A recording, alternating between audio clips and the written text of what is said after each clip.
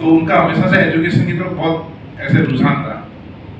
उसी वजह से उन्होंने हमको भी एजुकेशन में प्रोत्साहित किया। फिर मैंने मुंबई से बीटेक किया और फिर मैं यहाँ 2004 में कोटा में आ गया।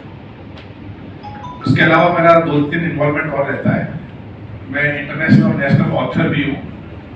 मेरी advance problem in organic chemistry best selling in India है और यूएसए के प्रोफेसर के साथ मेरा कोलैबोरेशन है। यूएसए में मेरी बुक चलती है। इसके अलावा अभी पिछले 10 साल से स्पोर्ट्स से पहले हम लोग एक राजभवन वेलफेयर ट्रस्ट करके एनजीओ है जिसको रन करते हैं। राज कंवर मेरी मदर का नाम है और भवर सिटी मेरे पिताजी का नाम है। उन दोनों के नाम पर राजभवन वेलफेयर ट्रस्ट है।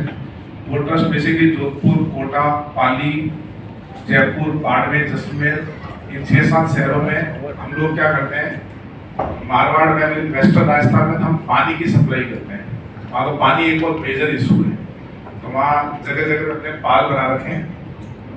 आप उसको टंकी समझ लो, उस पर हम पानी की सप्लाई करते हैं और 15-20 जगह हम जानवरों के लिए सप्लाई करते हैं और करीबन 40 विधवाएँ हैं जिनको हम रेगुलरली सपोर्ट करते हैं। और इसके अलावा फिर अभी हमने कोटा में एक नई मुहिम चला रखी है रोड एजुकेशन। उसमें हम लोग ये करते हैं कि जो बच्चे आप देखा होगा ये जो कंस्ट्रक्शन के काम चलते हैं तो इनके बच्चे, ये तो लोग मजदूर लोग तो काम करने चले जाते हैं, लेकिन उनके जो बच्चे होते हैं वो वहीं पे रहते हैं अपने घर में। तो हम लोगों ने अभी यहाँ श्रीनाथपुर में एक मुहिम चलाई है कि जो बच्चे घर पे रहते हैं उनको हम घर के पास जाके पढ़ाते हैं। तो हमारे कुछ वॉलंटियर्स हैं जो जाके रेगुलरली पढ़ाते हैं और अभी हमने 102 बच्चे पढ़ा दिए और हमारा लक्ष्य है कि 1 लाख बच्चों को पढ़ाना है। 1 लाख बच्चों को, ऐसे बच्चों को पढ़ाना है और माताओं का भी हम स्टार्ट करने वाले हैं। तो ये है कि अभी मतलब कर ली है, उनको हमने एक कोर्स कैरिकुलम बना रखा है कि बच्चा इतना हम ट्रेन कर देते हैं कि वो 1 2 3 4 लिख पाए, ABCD लिख पाए, अक्षर लिख पाए, नाम लिख पाए, बेसिक एजुकेशन। अभी क्या हो रहा है कि जैसे वो नरेगा में काम भी करते हैं तो उनको पता ही नहीं होता उनको क्या पैसे मिल रहे हैं, आदमी देख के पढ़ लिख सके। वो हमारा एम है, क्योंकि वो लोग है ना एक जगह रहते नहीं है, वो 6 महीने इधर रहते हैं फिर वो मूव कर जाते हैं, तो हम उनको ज़्यादा टाइम भी नहीं दे सकते। अब अभी नेक्स्ट अगले हफ्ते में हम लेडीज़ का भी चालू कर रहे हैं उस लेडी वॉलंटियर के साथ। बस एम ये है कि अभी जो कोविड के कारण एक रिपोर्ट आई थी कि पूरे वर्ल्ड में $21 ट्रिलियन बिजनेस का नुकसान होने वाला है दुनिया को, और दुनिया भर में बहुत सारे बच्चे ड्रॉप आउट हो गए हैं क्योंकि 2 साल तो गैप था ना बच्चों का। तो हम उस पर भी काफ़ी फोकस कर रहे हैं। इसमें ये यशवंत शर्मा जी, प्रशांत वर्मा जी, देवेंद्र शर्मा जी बहुत एक्टिव ट्रस्ट के वो मतलब क्या बोलते हैं निःशुल्क भाव से करीबन 100 वॉलंटियर निःशुल्क भाव से करते हैं। जो भी हम अर्न करते हैं उसका कुछ % मैं उसको डोनेट कर देता हूँ। तो मेरा पर्पस तो ये था कि आप लोगों से मिलकर एक तो धन्यवाद देना आपको, और दूसरा सामाजिक कार्य को हम बढ़ाना चाहते हैं क्योंकि इतना मेरे यहाँ पे नॉलेज नहीं है। मैं कोटा सिटी जानता हूँ लेकिन हड़ौती नहीं जानता हूँ। तो एम ये है कि हड़ौती के अंदर जहाँ भी एजुकेशन अपन कर सकें या किसी को हेल्थ के कैंप लगा सकें, आइस कैंप भी बहुत लगाते हैं। तो मतलब इस टाइप का आपका कोई लगे कि यार इस एरिया में इस टाइप की रिक्वायरमेंट है तो फिर हम उसको आगे बढ़ के कर सकते हैं। और रही बात ये सब एथलीट की और इसकी, तो ये है कि पहले मैं बंसल क्लासेस में था 2004 और 9, जो भी आज बने हैं वो सब बंसल सर की देन है, उनको बहुत बहुत धन्यवाद। तो वजन मेरा 102 किलो हो गया था, वहाँ गया बहुत सुबह से शाम पढ़ाना पड़ता था, पेट ऐसे हो गया था। तो मेरा ब्रदर डॉक्टर है जयपुर में, 2 भाई हैं, छोटा भाई डॉक्टर है। उसने मेरे को कहा 2010-11 में कि अब तू बहुत जल्दी 2 गोली खानी स्टार्ट करना, क्योंकि 10 बजे तक फ्री होता मैं और फिर मैं 11 बजे अकेला घूमता था, फिर सुबह में 10 बजे घूमने जाता था। वहाँ से मैंने स्टार्ट किया घूमना। फिर वहाँ पे विज्ञान नगर में कुछ लोग मिल गए, नीतू शर्मा जी वगैरह हैं, पार्षद हैं, वो सब विनोद जी हैं, उनके साथ ग्रुप बन गया। फिर मेरे को पता चला कि यार घूमने से कुछ नहीं होगा, घूमने से तो खाली बॉडी के हार्ट वार्ट लंग्स ये सही रहेंगे, वेट नहीं कम होगा उससे। तो फिर मैंने जिम ज्वाइन किया। फिर मैं 4-5 साल जिम में लगा रहा तो 102 से वजन मेरा 96-97 आ गया। फिर जिम करते मेरे को ये समझ में आ गया कि जिम से थोड़े मसल वसल बन जाएंगे, लेकिन जो एक मतलब मेरे को वैसी बॉडी नहीं चाहिए वो एकदम भारी भरकम हो जाए। तो मैं कह रहा हूँ जिम से तो नहीं हो पाएगा पूरा। तो फिर समझ में आया कि दौड़ने से होता है। तो फिर यहाँ पे इनसे रनिंग क्लब है अजय सेठी सर का, उनके साथ मैंने ज्वाइन किया। और मैं पहले दिन, मैं जिंदगी में कभी भी 4 किलोमीटर भी दौड़ाऊंगा, पहले दिन मैं 11 किलोमीटर दौड़ा उनके साथ। तो मतलब ये जो दौड़ होती है ना, ये एक्चुअली ग्रुप एक्टिविटी होती है, 2-4 लोग साथ में अपन करें और स्लो एक्टिविटी, थोड़ी टेक्निक होती है। अपन क्या करते हैं, एक दो में तेज दौड़ते हैं, 500 मीटर बाद थक जाते हैं। तो फिर मैंने अपनी वाइफ को देखा कि यार शुरू क्योंकि हम राजपूत फैमिली से हैं, तो हमारे यहाँ थोड़ा ट्रेडिशनल घूंघट वगैरह वो सब सिस्टम है, तो यहाँ तो हम अकेले रहते हैं, तो फॉलो करना इतना जरूरी नहीं है। तो मैंने देखा शुरू वो 4 बजे उड़ जाती है, मैं 5 बजे दौड़ पे निकलता था, तो वो सब सामान तैयार करके रखती थी। तो मेरे को बड़ा फील होता था यार, मैं क्या यार मतलब मैं कर रहा हूँ, ये नहीं कर रही है। तो फिर मैं उसको साथ ले गया, मैं कहता तुम आओ मेरे साथ, वो योगा बहुत अच्छी करती है। तो फिर दोनों हम लोगों ने साथ साथ रनिंग चालू की है। फिर हम लोग एम्स्टर्डम गए, नीदरलैंड, वहाँ उसको मैंने पहली मैराथन में पार्टिसिपेट किया, हमने वहाँ से कॉन्फिडेंस आया। फिर हमने रोम मैराथन की, फिर हमने एक रिकॉर्ड बनाया 7 महीने में 7 marathon, India book of record में हमारा नाम आया 2018 में। फिर तरनताल में स्विमिंग स्टार्ट की, तो फिर पता चला कि यार इसमें आयरनमैन सबसे ऊंचा वाला होता है, तो उसकी तैयारी स्टार्ट की हमने। तो 2019 में हम जर्मनी गए। आयरनमैन क्या है? अब आयरनमैन लेवल है क्या है? जैसे एक मैराथन होती है ना 42.2 किलोमीटर, वैसे ही आयरनमैन एक एजेंसी है अमेरिका की। वो अमेरिका के जो एक्स फौजी थे, कमांडोज थे, उन्होंने बनाई थी। उन्होंने कहा कि कोई भी आदमी का एंड्योरेंस टेस्ट करने का क्या तरीका है। तो उन्होंने कहा कोई भी आदमी ये 3 चीज करता है, मतलब वो कमांडो लेवल का है। तो उन्होंने 3.8 किलोमीटर स्विमिंग करवाई पहले, 4 किलोमीटर स्विमिंग, उसके बाद 180 किलोमीटर साइकिलिंग, और उसके बाद 42 किलोमीटर दौड़, ये बैक टू बैक। तो ये जो कंप्लीट कर लेगा उसको मिल जाएगी, उसको हाँ टाइम लिमिट है। कंप्लीट तो मान लो 24 घंटे में कोई कर ले।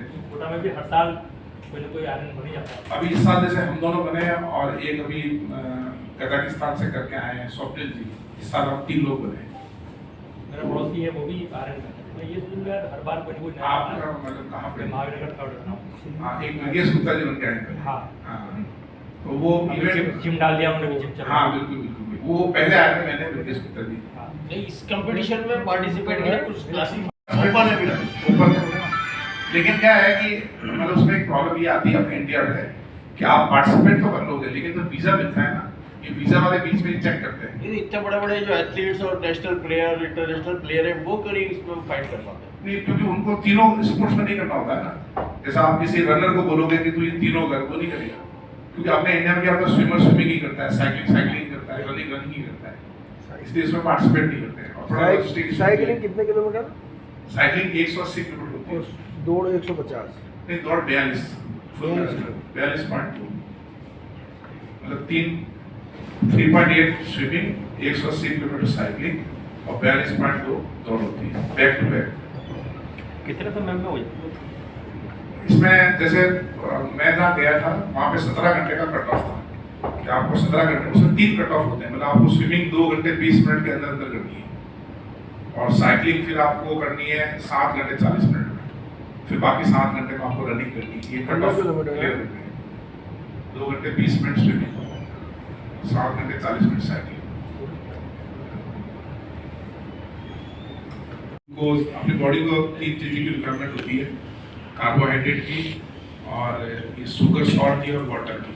ये तीनों अगर मतलब बेसिक साइंस ये है कि आपका वजन मान लो 50 किलो है, तो आपको 50 ग्राम कार्बोहाइड्रेट चाहिए हर घंटे कंटिन्यूस मूव करने के लिए, और उसके साथ फिर आपका कितना पसीना आता है उसके हिसाब से आपको, जैसे मान लो ज़्यादा पसीना आता है तो आपको हर घंटे 2 लीटर पानी चाहिए, और आपको नमक तो चाहिए साथ साथ में। ये अगर तीनों चीज़ें जब बॉडी को मिलती रहती है ना, तो फिर आपकी बॉडी रुकती नहीं है। और जैसे ही आपने अगर पानी कम कर दिया या खाना कम कर दिया, 50 ग्राम नहीं खाया उतना, तो फिर आप थक जाओगे। तो वो एक पूरा एक सिस्टम से उसको चलना पड़ता है। तो इस इवेंट में मेरे साथ ये हुआ था कि 70 किलोमीटर साइकिलिंग के बाद मेरे को एसिडिटी हो गई, क्योंकि मैं 5 दिन पहले वहाँ चला गया था। तो वहाँ पे क्या कि उन कंट्रीज में कॉफ़ी वगैरह बहुत स्ट्रॉन्ग मिलती है, वो लोग तो कॉफ़ी वगैरह पीते हैं, मैं वैसे प्योरली वेज हूँ, और वहाँ खाना भी अलग मिलता है, तो बाहर का खाया तो एसिडिटी हो गई। तो 70 किलोमीटर में मेरे को वॉमिटिंग हो गई, और वॉमिटिंग हो गया, मेरे को क्रैम्प आने लग गए। तो मैं अभी इसके पहले ऑस्ट्रेलिया में डिस्क्वालीफाई हो गया था, तो मेरे को समझ में आ गया था कि यार अभी कुछ खाया नहीं, कुछ कैफीन लेते हैं, कैफीन से एसिडिटी बढ़ती है। जैसे आपको मान लो एसिडिटी हो रही है और आपने चाय पी ली, कॉफ़ी पी ली, वो डबल हो जाएगी एसिडिटी। तो उसका फिर रोकने का तरीका ये होता है कि फिर पूरे 11 घंटे तक मैंने बिस्किट, छोटे छोटे बिस्किट जो आते हैं, उसमें नमक डाल दिया, और पानी 3 लीटर पानी लिया मैंने, और हर 5-10 मिनट में इतना सा बिस्किट, नमक, पानी, ये मैं कंटिन्यूस खाता गया, पीता गया। हाँ सर।